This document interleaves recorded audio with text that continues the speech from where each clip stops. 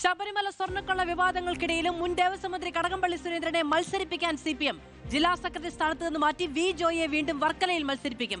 തിരുവനന്തപുരത്ത് 10 sitting MLA മാരെയും കളത്തിലിറക്കും. അതിനിടെ 13 seat വേണം എന്നതിൽ വിട്ടുവീഴ്ചയില്ല എന്ന് വ്യക്തമാക്കി കേരള കോൺഗ്രസ് എം CPM നേതൃത്വത്തിന് കത്തു നൽകി. CPIM-ൽ 2 ടേം നിബന്ധന ഇത്തവണ ഇല്ല എന്ന് ഉറപ്പിക്കുന്നതായിരുന്നു സെക്രട്ടേറിയറ്റിലെ നടപടിക്രമങ്ങൾ. ടേം വ്യവസ്ഥ പൂർത്തിയാക്കിയ V Sivankutty, CK Hareendran, K Ansalan, VK Prasanth, Kadakampally Surendran, V Joy, DK Murali, IB Satheesh എന്നീ 8 MLA മാരും മത്സരിക്കും. അരുവിക്കരയിൽ G സ്റ്റീഫനും ആറ്റിങ്ങലിൽ OS അംബികയും തന്നെയാണ് സ്ഥാനാർത്ഥികൾ. വി ജോയ്, കടകംപള്ളി സുരേന്ദ്രൻ എന്നിവരുടെ കാര്യത്തിൽ മാറ്റം വരുത്തണോ എന്ന് സംസ്ഥാന നേതൃത്വം തീരുമാനിക്കും.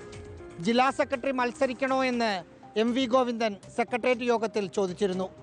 ജോയ് വർക്കലയിൽ മത്സരിക്കുകയാണെങ്കിൽ തിരുവനന്തപുരത്ത് CPIM-ന് പുതിയ ജില്ലാ സെക്രട്ടറി വരും. ഘടകകക്ഷികൾ മത്സരിക്കുന്ന കോവളം, തിരുവനന്തപുരം സീറ്റുകൾ ഏറ്റെടുക്കണമെന്ന ആവശ്യവും സെക്രട്ടേറിയറ്റ് യോഗത്തിലുണ്ടായി.